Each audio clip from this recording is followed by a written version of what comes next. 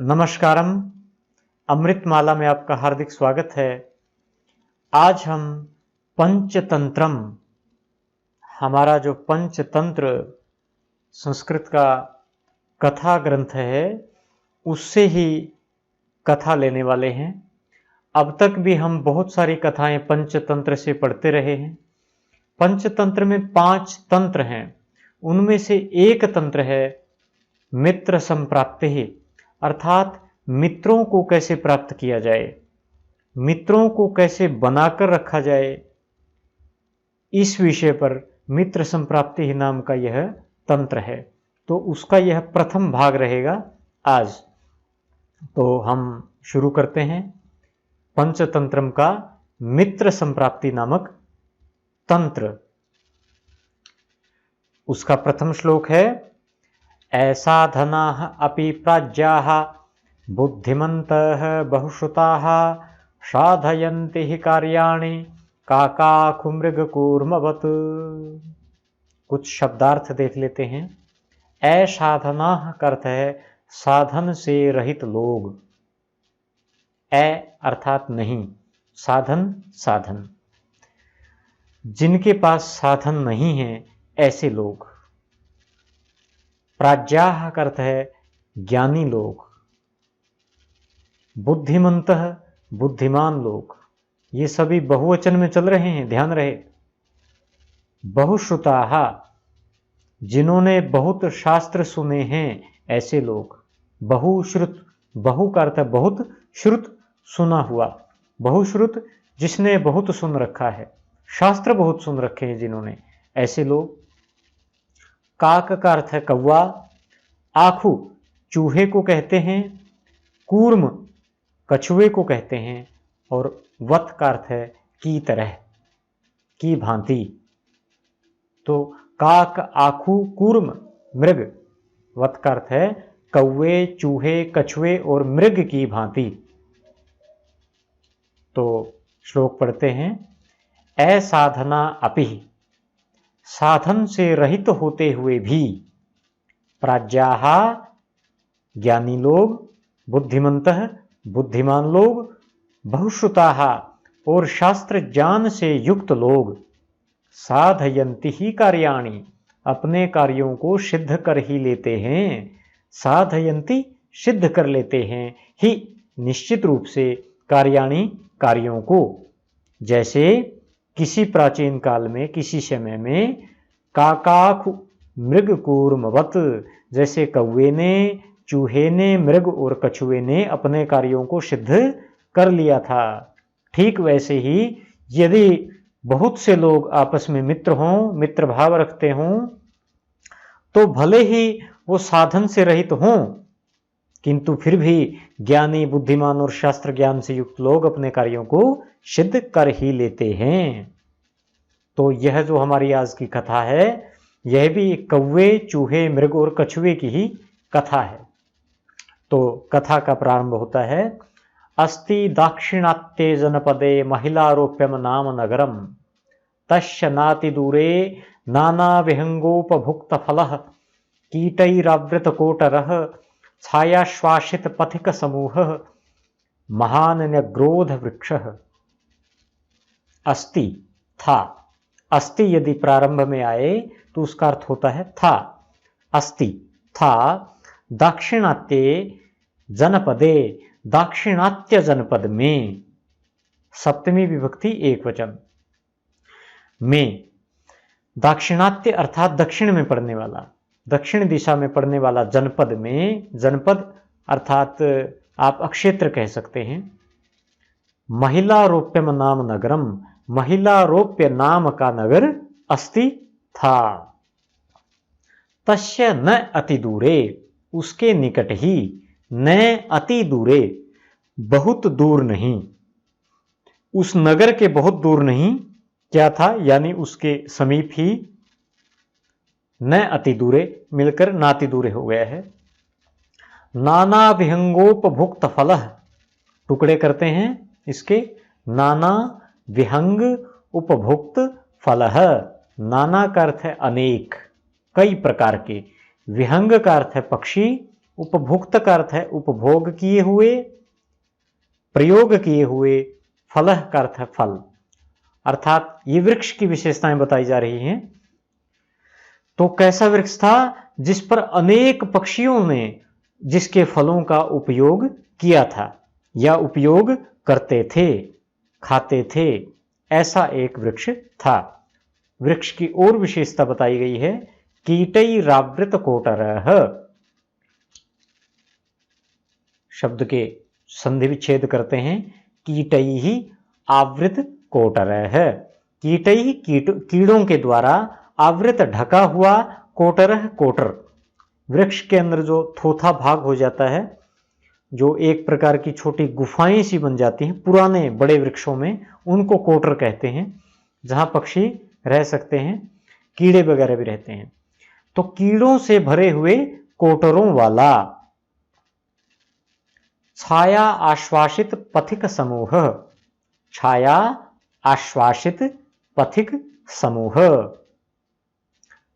यात्रियों के समूहों को अपनी छाया में सुख देने वाला। पथिक समूह, पथिकों का समूह यानी यात्रियों का समूह, छाया आश्वासित, जिसकी छाया में आश्वासित हो सकता था, आनंद से रह सकता था, आनंद की सांस, सुख की सांस ले सकता था, ऐसा महान न्यग्रोध वृक्ष है। एक महान का अर्थ है बहुत बड़ा, न्यग्रोध का वृक्ष था। न्यग्रोध बरगद, जिसे वट या बड़ भी कहते हैं, ऐसा वृक्ष था। तो दाक्षिणात्य जनपद में महिलारोप्य नाम का एक नगर था। उसके बहुत दूर नहीं, अर्थात उसके निकट ही अनेक पक्षियों से उपभुक्त फलों वाला, कीड़ों से भरे हुए कोटरों वाला और यात्रियों के समूहों को अपनी छाया में सुख देने वाला एक महान बरगद का पेड़ था, वृक्ष था। बड़ा ही सुंदर श्लोक अब आया है। यह श्लोक शार्दूल विकीर्णित छंद में रहेगा। प्रत्येक पंक्ति में 19 वर्ण रहते हैं, यति रहती है 12 और 7 पर। छाया सुप्त मृगैः शकुंत निबहैर् विश्वविलुप्तच्छदः कीटैरावृत कोटरः कपिकुलैः स्कन्धे कृत प्रश्रयः विशब्दं मधुपैर्निपीत कुसुमः श्लाघ्यश एव द्रुमः सर्वांगैर्बहुसत्त्वसंग सुखदो भूभारभूतोपरः।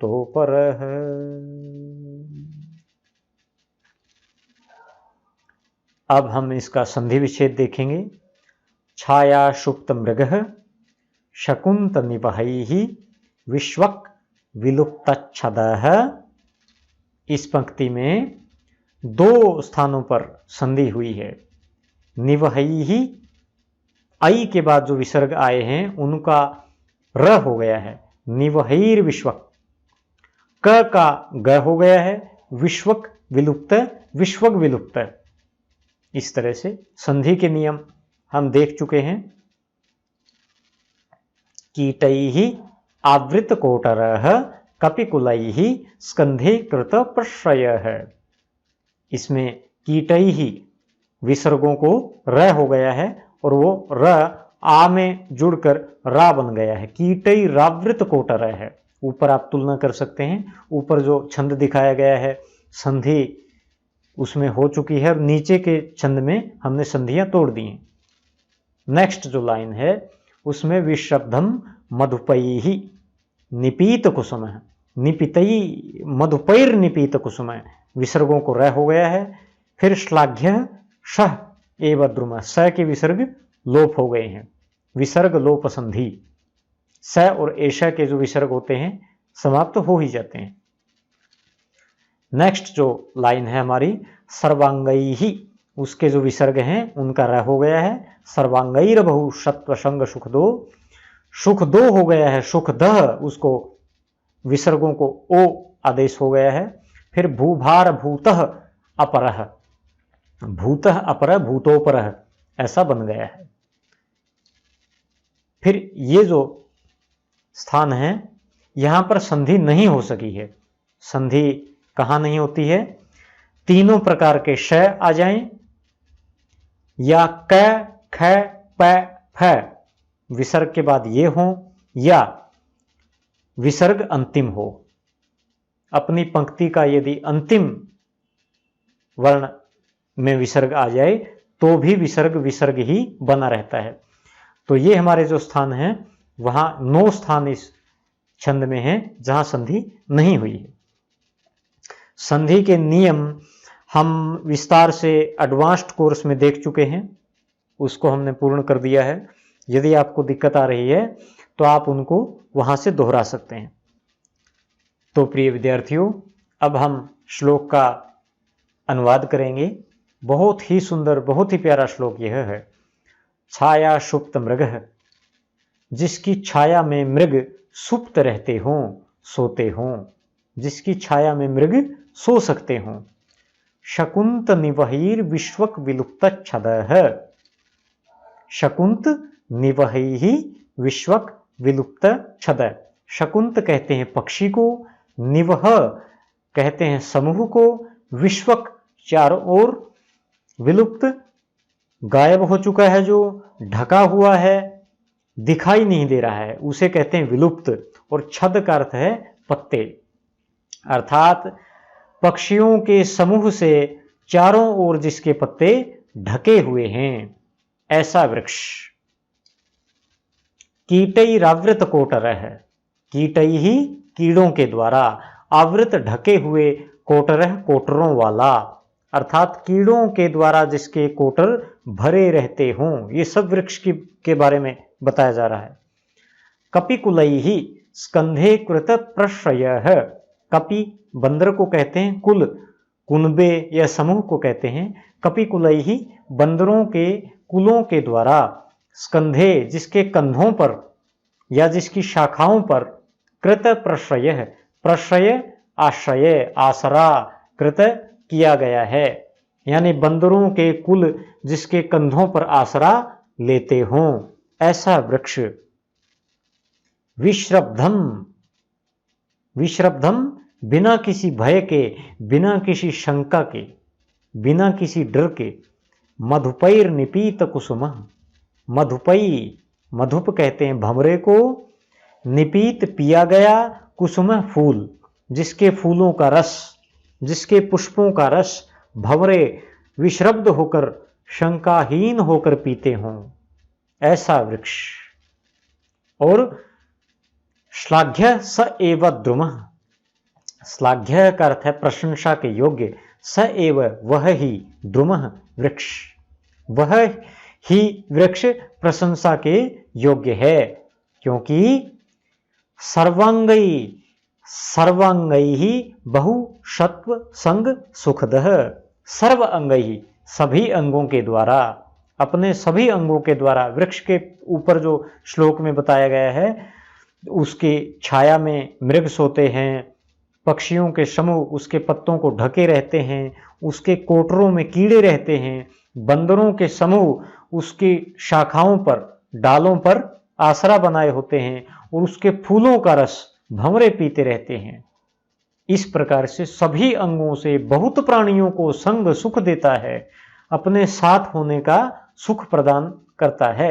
सर्व अंगई ही सभी अंगों के द्वारा, बहुत अनेक सत्व प्राणी, संग संगति, सुखद सुख देने वाला, अर्थात सभी अंगों से बहुत प्राणियों को संग सुख देता है, ऐसा वृक्ष ही धन्य है, ऐसा वृक्ष ही प्रशंसा के योग्य है, श्लाघ्य है। दूसरे वृक्ष तो भूभार भूतः, भूभार भूतः, भू का अर्थ है भूमि, भार का मतलब बोझ, भूत का मतलब बने हुए, अपरह दूसरे तो, दूसरे वृक्ष तो भूमि पर भार ही हैं, अर्थात जो वृक्ष अपने सभी अंगों से प्राणियों को सुख देता है, अपना पूरा जीवन दूसरों की भलाई में लगा देता है, ऐसा ही वृक्ष प्रशंसा के योग्य है। इसी प्रकार से वृक्ष के बहाने से कवि ने मनुष्य की प्रशंसा की है, एक सज्जन मनुष्य की प्रशंसा की है, अर्थात मनुष्य का ऐसा जीवन होना चाहिए कि प्रत्येक क्षण अपने जीवन का अपनी ऊर्जा का प्रत्येक क्षण दूसरों की भलाई में लगा दे, वही मनुष्य धन्य है। वृक्ष के बहाने सज्जन व्यक्तियों की भी कवि ने प्रशंसा की है। संस्कृत कवियों की ऐसी विशेषता है, वो कहते दिखते कुछ हैं और उसके बहाने से कह कुछ और जाते हैं, दोहरा अर्थ उनमें होता है। तो आगे बढ़ते हैं। तस्य शाखायाम बहुपत्र पुष्प फल युक्तायाम लघुपतनकः नाम काकः वसति स्म। स कदाचित् प्राण यात्रार्थम नगरम प्रति प्रचलितः पश्यते। अथ कृष्णतनुः जालहस्तः ऊर्ध्वकेशः यमकिंकराकारः नरः सम्मुखः बभूव। तस्य शाखायाम, उसकी शाखाओं पर, उस वृक्ष की शाखा पर। और शाखा कैसी थी? शाखा की विशेषता क्या थी? बहुपत्र पुष्प फल युक्ता।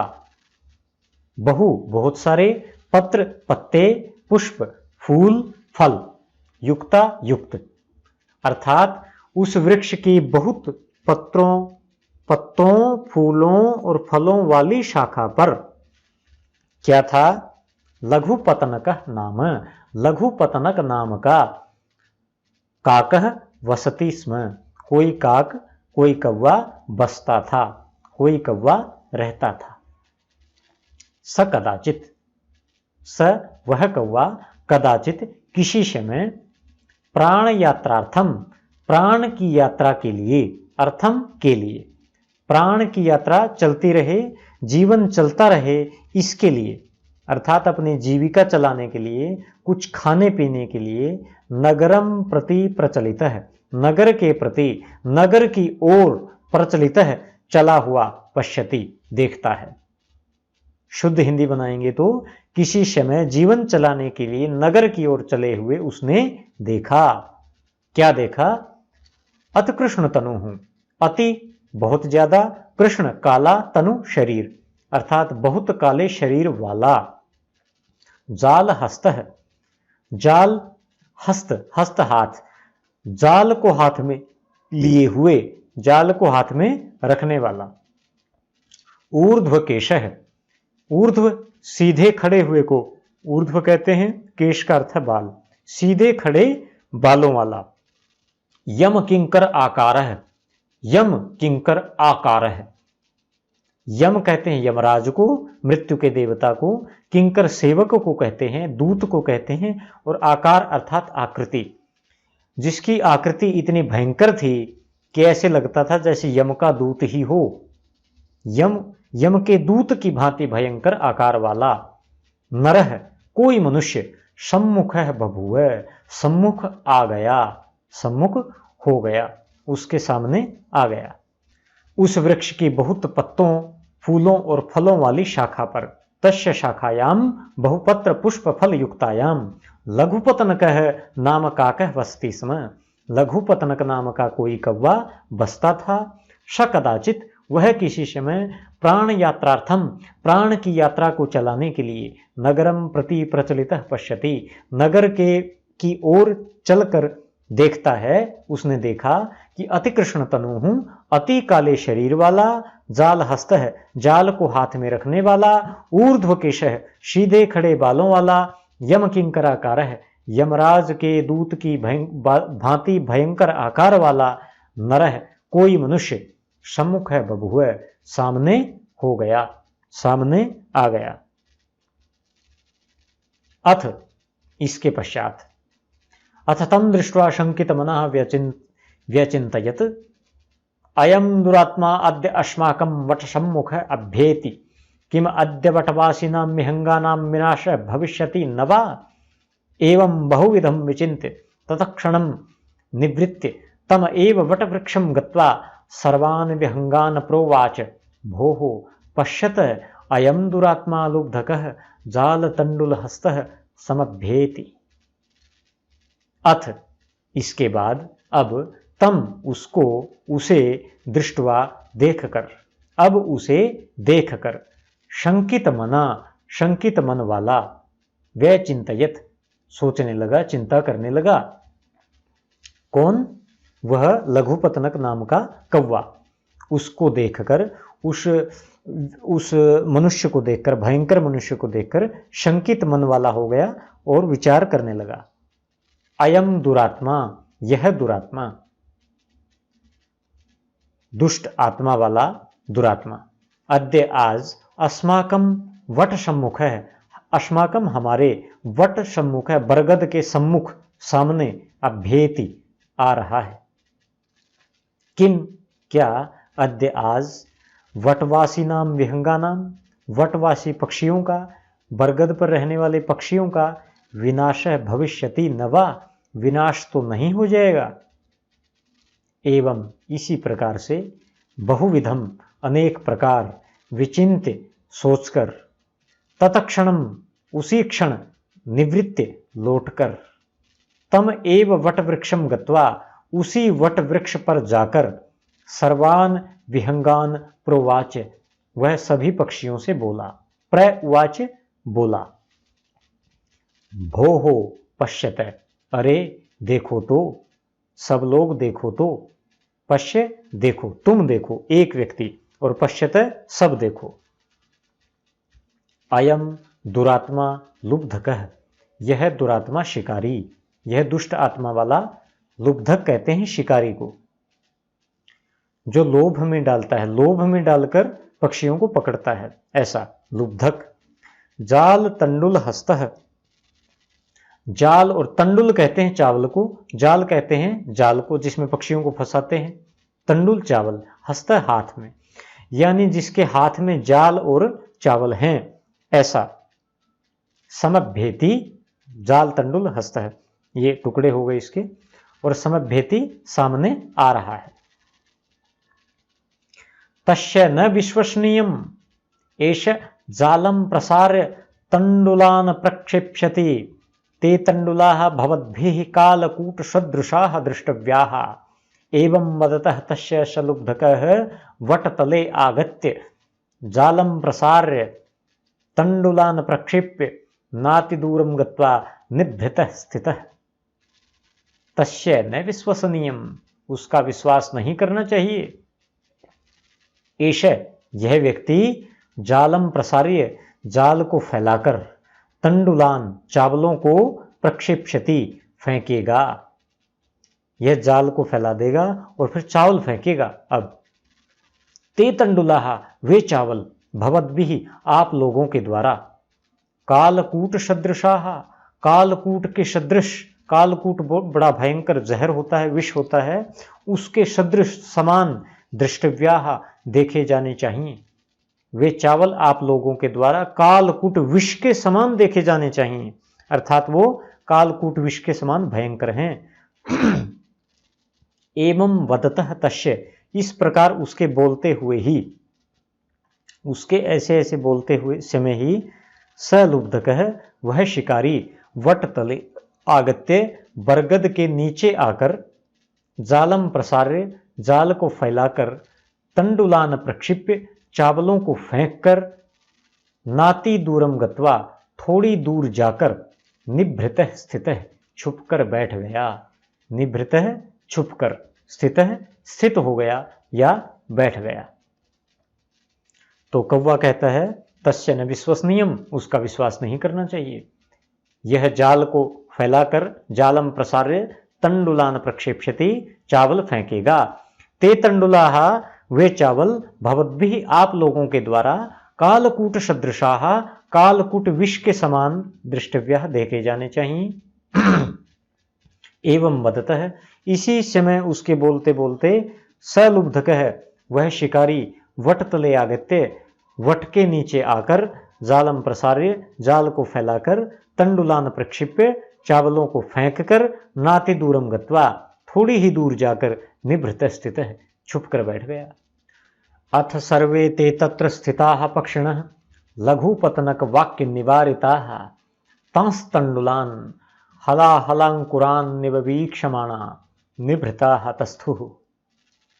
अथ, इसके बाद, सर्वे ते तत्र स्थिताः, वहां स्थित वे सभी, स्थिताः पक्षिणः, स्थित पक्षी, लघुपतनक वाक्य निवारिताः, लघु पतनक के वाक्य से निवारित किए हुए, रोके हुए, क्योंकि लघु पतनक के वाक्य को सुनने के बाद वो चावल खाने से रुक गए। ऐसे तांस तंडुलान, संधि होती है तान तंडुलान, उन चावलों को, तान न के बाद जो त आया है उसका हो गया है तांस तंडुलान। ये भी संधि करते समय आपको देखना चाहिए, संधि के नियम दोहरा लेने चाहिए। उन चावलों को हलाहल अंकुरान इव वीक्षमाणा, हलाहल अंकुरान, हलाहल भी विष को कहते हैं, जहर को कहते हैं, अंकुर, हलाहल के अंकुरों के समान, इव के समान, वीक्षमाणा देखते हुए, निभृता हतस्थु छुप कर बैठ गए।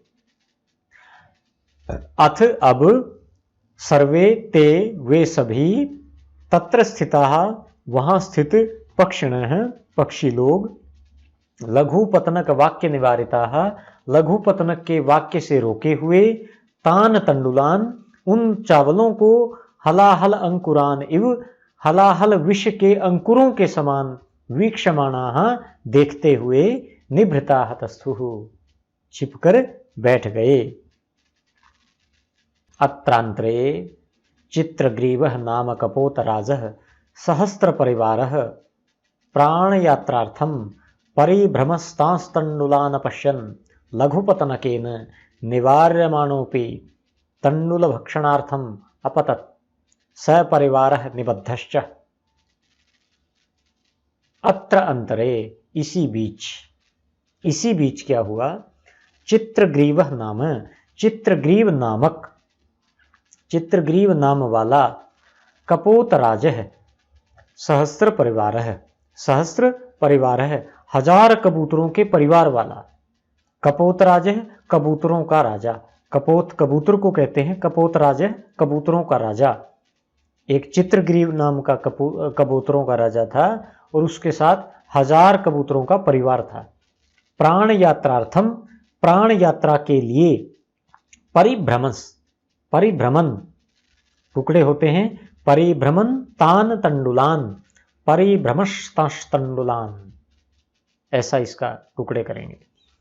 परिभ्रमण चारों ओर घूमते हुए, भ्रमण घूमते हुए, परिभ्रमण चारों ओर घूमते हुए, तान उनको, तंडुलान चावलों को, पश्चन देखता हुआ, लघुपतनकेन लघुपतनक के द्वारा, निवार्यमाणोपि रोका जाता हुआ भी, तंडुल भक्षणार्थम, निवार्यमाण अपि निवार्यमाणोपि, तंडुल भक्षण अर्थम, अर्थम के लिए, तंडुल भक्षण खाना, चावल को खाने के लिए, अपतत गिर पड़ा या नीचे उतर आया, सपरिवार है परिवार के साथ, निबद्ध च, निबद्ध बंध गया, च और परिवार के साथ ही जाल में बंध गया।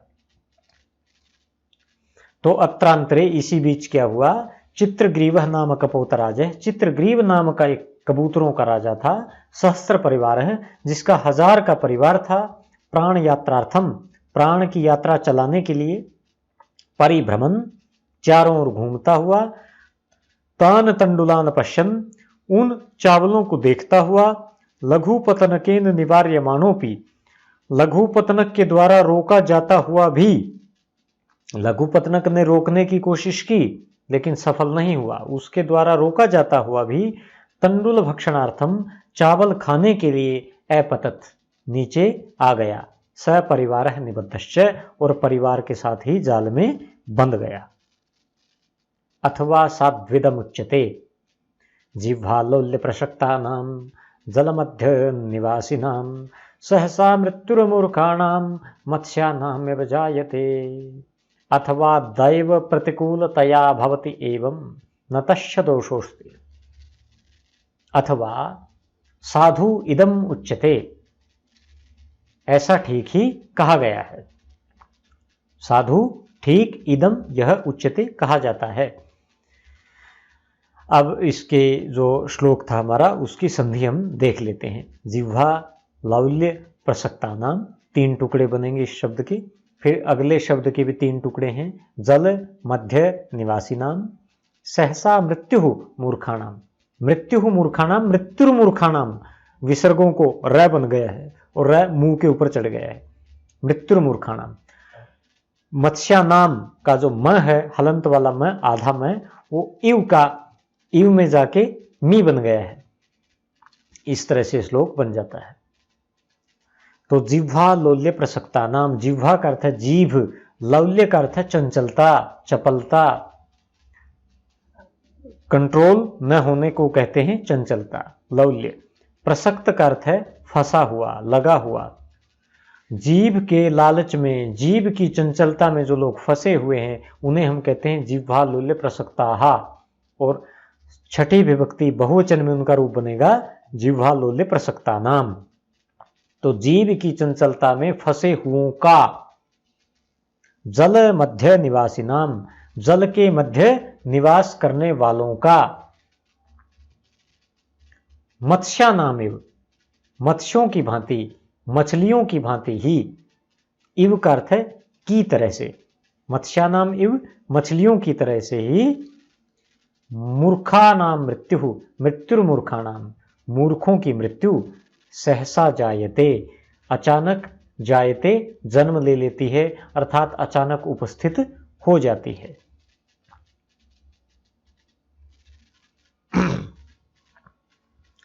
जीभ की चंचलता से फंसे हुए, जिह्वा लौल्य प्रसक्ता नाम, जल मध्य निवासी नाम, जल के बीच निवास करने वाले। मत्स्यों की भांति ही मूर्खों की मृत्यु अचानक उपस्थित हो जाती है। सहसा मृत्युर्मूर्खाणाम मत्स्यानामिव जायते, जैसे मछलियां पानी के बीच निवास करती हैं, लेकिन जीभ की चंचलता के कारण कांटे में लगे हुए मांस के लालच में वो कांटे को निगल जाती हैं और फिर मृत्यु उनकी उपस्थित हो जाती है। ऐसे ही मूर्खों की मृत्यु भी अचानक उपस्थित हो जाती है, क्योंकि वो भी जीभ के लालच में फंसे हुए होते हैं। फिर लेखक कहता है अथवा दैव प्रतिकूलतया भवति एवं, एवं ऐसा। दैव भाग्य को कहते हैं, प्रतिकूलता का अर्थ है विपरीत होना। दैव प्रतिकूलतया, तृतीया विभक्ति एक वचन, देव की प्रतिकूलता से भवति हो जाता है, एवं इस प्रकार से। अथवा जब भाग्य ही विपरीत हो, भाग्य ही साथ न दे, तो ऐसा हो जाता है। न तस्य दोषोस्ति, उसका दोष नहीं है, उस बेचारे प्राणी का कोई दोष नहीं है, भाग्य ही विपरीत हो जाता है, इसलिए उसको उसकी मृत्यु आ जाती है, उसको लालच हो जाता है। उक्तम च, और कहा भी गया है, कृतांतपाशबद्धानाम दैवोपहत चेतसाम बुद्धय कुब्जगामिन्यो भवन्ति महतामपि। टुकड़े किए गए हैं। कृतांत पाशबद्धानाम दैव उपहत चेतसाम बुद्धयः कुब्जगामिन्यः भवन्ति महतामपि। उक्तम च, और कहा भी गया है, उक्तम कहा गया। कृतांत पाशबद्धानाम, कृतांत कहते हैं यमराज को, पाश कहते हैं जाल को या रस्सी को। यमराज की रस्सी, बद्ध बंधे हुए, बद्धानाम षष्ठी विभक्ति बहुवचन। कृतांत के पाश से बंधे हुओं का। दैव उपहत चेतसाम, दैव भाग्य, उपहत मारे गए, चेतस चित्त या विचार शक्ति। भाग्य के द्वारा जिनकी चित्त शक्ति, सोचने समझने की शक्ति मारी गई है, ऐसों की, ऐसों का। बुद्धयः महताम अपि, महताम महान लोगों का। ये भी छठी विभक्ति बहुवचन, महताम महान लोगों की, अपि भी, बुद्धयः बुद्धियां, कुब्जगामिन्यः भवन्ति, कुब्जगामिनी हो जाती हैं। कुब्ज का अर्थ है टेढ़ी, गामिनी चलने वाली, भवंती हो जाती हैं, कुब्जगामिनी हो जाती हैं, टेढ़ी चलने वाली हो जाती हैं। यमराज के पाश से जो बंधे हुए होते हैं, यानी जिनकी मृत्यु समीप होती है, और भाग्य के द्वारा जिनकी सोचने की क्षमता, चित्त शक्ति मारी जाती है, ऐसे महान लोगों की भी बुद्धि जो है टेढ़ी चलने वाली हो जाती है, टेढ़ी चलती है, सीधी नहीं सोचती है, यानी कि गलत फैसले वो व्यक्ति लेने लगता है। इसी कारण से उन कबूतरों ने भी गलत फैसला लिया और सलाह को नहीं माना लघुपतनक की, नीचे गिरे और पकड़े गए। पुनः कवि ने एक श्लोक कहा है बड़ा सुंदर कि व्यक्ति का कोई दोष नहीं है, बड़े बड़े महान लोग भूतकाल में ऐसे हुए हैं जिन्होंने गलतियां की हैं। जब भाग्य विपरीत हुआ है तो बड़े बड़े बुद्धिमान लोगों ने भी गलतियां की हैं। शार्दूल की छंद है, 12 और 7 वर्णों पर यति रहेगी। पहले 12 वर्णों को गाएंगे, फिर 7 को गाएंगे। पौलुसत्यः कथमन्यदारहरणे दोषं न विज्ञातवान् रामेणापि कथं न हेमहरिणश्चाशंभवो लक्षितः अक्षयश्चापि युधिष्ठिरेण सहसा प्राप्तः अनर्थो महान् प्रत्यासन्न विपत्तिमूढमनसां प्रायो मतिः क्षीयते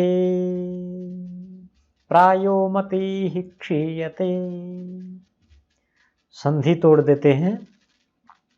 पौलुसत्यः कथम अन्य दारहरणे दोषम न विज्ञातवान् रामेण अपि कथम हेमहरिणस्य असंभवः लक्षितः अक्षयैः च अपि युधिष्ठिरेण सहसा प्राप्तः अनर्थ महान् प्रत्यासन्न विपत्तिमूढमनसां प्रायः मतिः क्षीयते। अब हम श्लोक का अन्वय करेंगे, यानी शब्दों को आगे पीछे करेंगे जिससे कि हिंदी बनाने में हमें सरलता रहे। अन्यदारहरणे दोषम पौलुसत्यः कथम न विज्ञातवान्, इस तरह से इसको हम आगे देखेंगे विशेष रूप से। पहले कुछ कठिन शब्दों का अर्थ हो जाए। पौलुसत्यः, पुलसत्य के वंश में उत्पन्न को कहेंगे पौलुसत्यः, अर्थात रावण। पुलस्त्य के वंश में उत्पन्न हुआ था रावण, पौलुसत्य का अर्थ हुआ रावण। हेम हरिण, हेम कहते हैं स्वर्ण को, सोने को, हरिण मृग, स्वर्ण मृग। असंभव का अर्थ है असंभावना, इम्पॉसिबिलिटी। लक्षितः देखा गया। अक्षय जुए का पासा, जो जुए में डाला जाता है पासा, उसको बोलते हैं अक्षय। अनर्थः का अर्थ है अनर्थ, संकट या विपत्ति। प्रत्यासन्न विपत्ति मूढ़ मनस, प्रत्यासन्न कहते हैं समीप आया हुआ, बिल्कुल ही पास आया हुआ। विपत्ति, विपत्ति मूढ़, मोहा गया या मूढ़ किया गया, पागल बनाया गया, उसको कहेंगे मूढ़। और मनस कहते हैं मन को, यानी समीप आई हुई विपत्ति से मूढ़ हो गया है मन जिसका, ऐसा व्यक्ति। क्षीयते का अर्थ है क्षीण हो जाती है, नष्ट हो जाती है, मंदी हो जाती है, मारी जाती है। तो अब देखते हैं श्लोक का अनुवाद। अन्य दारहरणे दोषम, अन्य दूसरे की, दार स्त्री या पत्नी, हरणे हरण करने में, दूसरे की स्त्री को हरण करने में, दोषम दोष को, पौलुसत्य कथम न विज्ञातवान, रावण ने क्यों नहीं जाना। पौलुसत्य रावण ने, कथम क्यों, न नहीं, विज्ञातवान जाना, जान लिया। दूसरे की स्त्री के हरण में जो दोष था, जो विनाश छिपा हुआ था, उसको रावण ने क्यों नहीं जाना।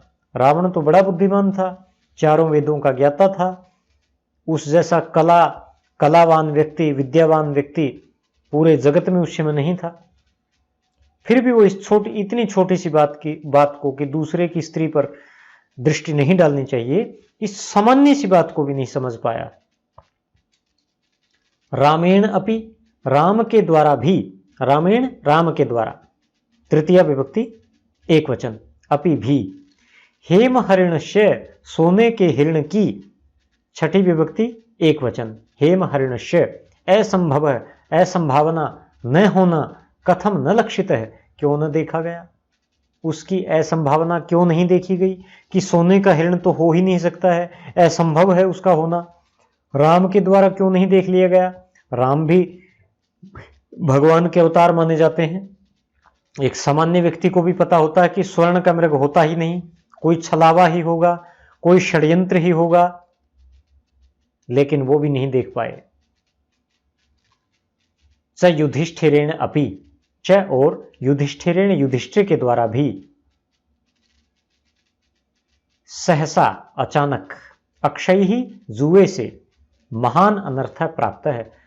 सहसा अचानक, अक्षय ही जुए से महान अनर्थ प्राप्त है, महान अनर्थ प्राप्त किया गया।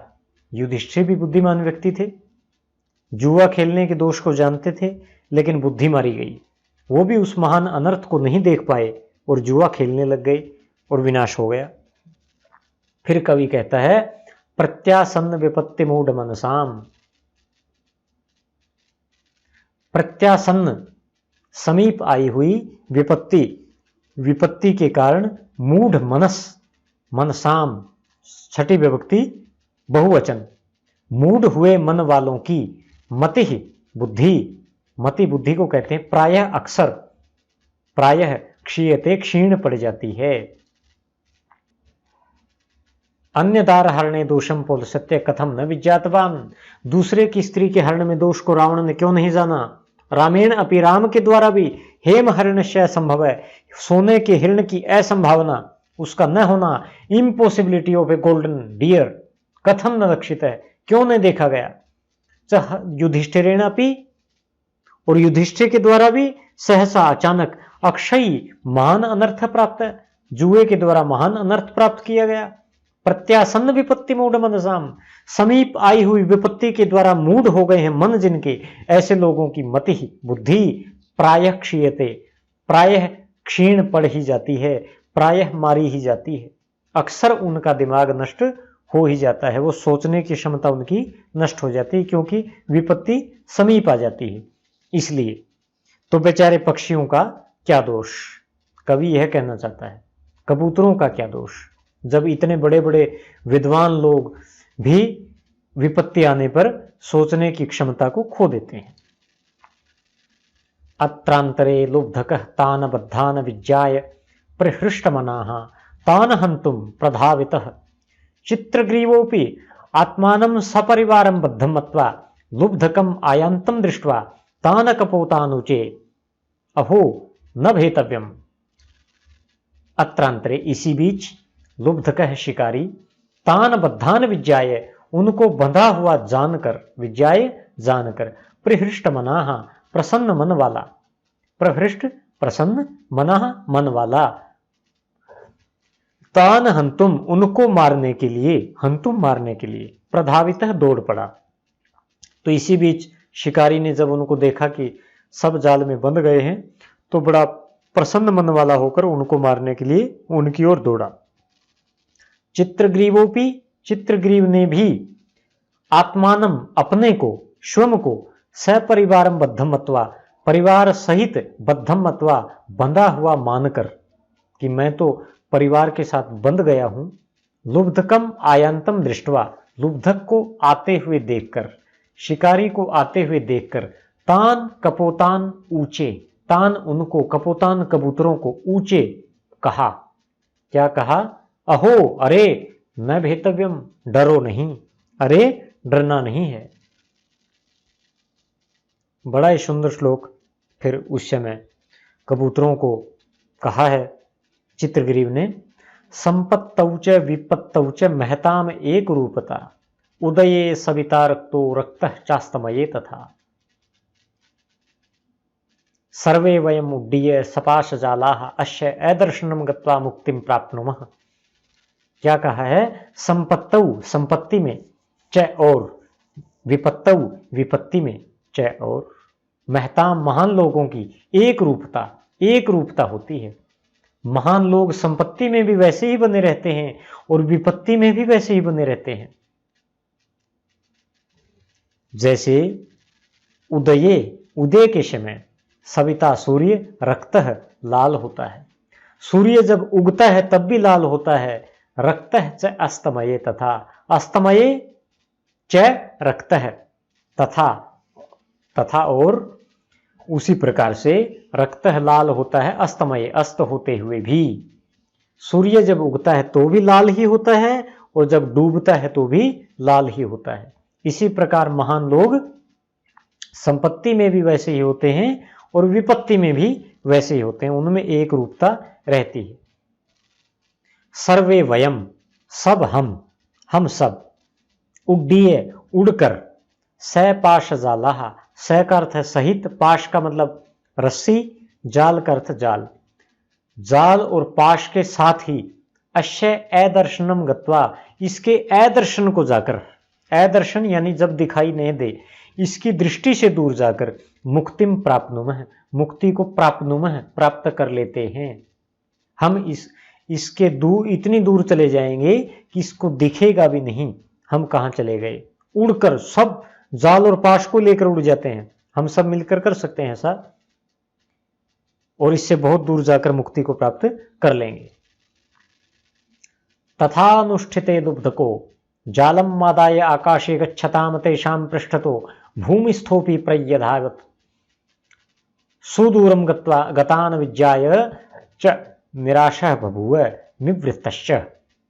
तथा अनुष्ठिते, वैसा अनुष्ठित होने पर, तथा वैसा अनुष्ठिते, अनुष्ठान किए जाने पर, अर्थात वैसा ही होने पर, जब वो पक्षी सबके सब मिलकर पाश और जाल के साथ ही लेकर उड़ गए, तब लुब्धकः, लुब्धक ने क्या किया, शिकारी ने, लुब्धकः विसर्ग, विसर्गों को ओ हो गया है जैसे पहले, लुब्धकः शिकारी, जालम आदाय, जाल को लेकर, जालम जाल को, आदाय लेकर, आकाशे आकाश में, गच्छताम तेषाम जाते हुए उनके, पृष्ठतः पीछे पीछे, भूमिस्थोपि भूमिस्थ होता हुआ भी, भूमि पर रहकर भी, भूमिस्थ का अर्थ है भूमि पर जो स्थित है, जमीन पर था वो शिकारी, लेकिन फिर भी पर्यधावत दौड़ने लगा, उनकी ओर दौड़ा।